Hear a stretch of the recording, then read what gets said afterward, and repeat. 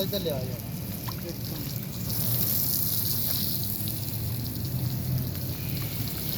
ਥੋੜਾ ਜਿਹਾ ਲੈ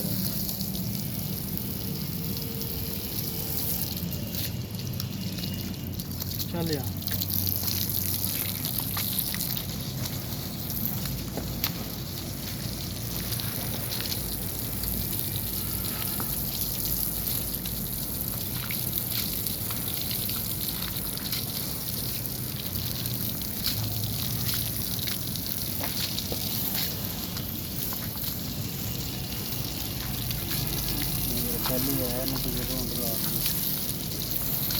वैपर के साथ बहुत अच्छी सफाई होती है ना।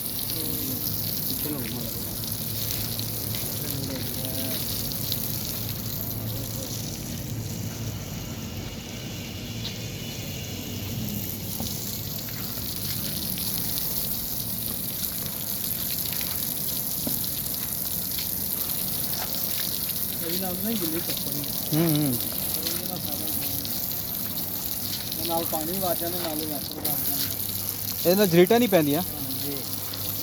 ਨਾਲ ਨਾਲ ਪਾਣੀ ਵਾਜਦਾ ਜਿਸ ਤਰ੍ਹਾਂ ਹਾਂ ਪਾਣੀ ਮਾਰਨ ਬਹੁਤ ਪਿਆਰ ਹੈ ਇਹ ਲਾਂ ਨਖਰ ਗਿਆ